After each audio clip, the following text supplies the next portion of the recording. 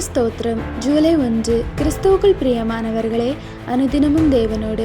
இன்றைய தலைப்பு, திறமையல்ல, தயார் நிலை. நீ பேச வேண்டியதை உனக்கு போதிப்பேன். யாத்ராகமம் 4வது அதிகாரம் 12வது வசனம். உன் தகுதி அல்ல, தேவனின் வல்லமையே அடிப்படை. நமக்கு நேராக வரும் வாய்ப்புகளில் என்னால் முடியாது, நான் அதற்கு தகுதியற்றவன் என்ற பதிலையே பல நேரங்களில் அளித்திருப்போம்.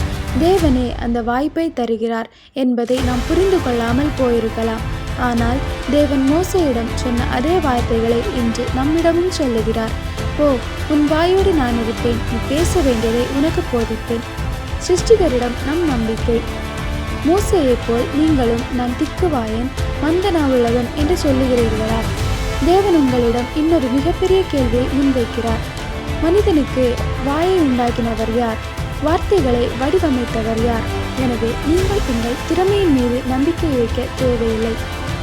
கீழ்ப்படிதலே உன்னை நிறைவாக்கும் தகுதி.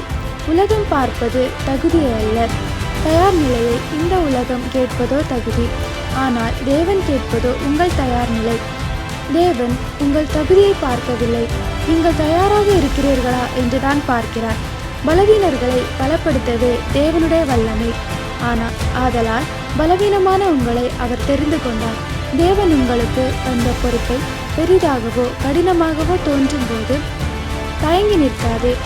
நம்முடைய பணி கீழ்ப்படிந்து நடப்பது மட்டுமே.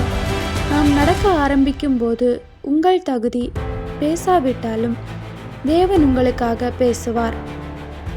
தேவன் நம்மை தேர்ந்தெடுக்கும் போது பயிற்சி செய் என்று சொல்லவில்லை, மாறாக நீ போ என்று சொல்லுகிறார். எனவே கீழ்ப்படிதலே நம்முடைய தகுதிக்கு மேலான ஒரு முக்கிய பகுதி. நாம் பலவீனமாய் இருந்தாலும் அவர் வல்லமையாய் நிற்பார். முடியாது என்று நீங்கள் சொல்லும்போது அவர் உங்களை கொண்டு முடித்து காட்டுவார். பேசத் தெரியாது என்று நீங்கள் சொல்லும்போது பார்வோனுக்கு முன்பாக அவர் உங்கள் வாயாகிடுவார்.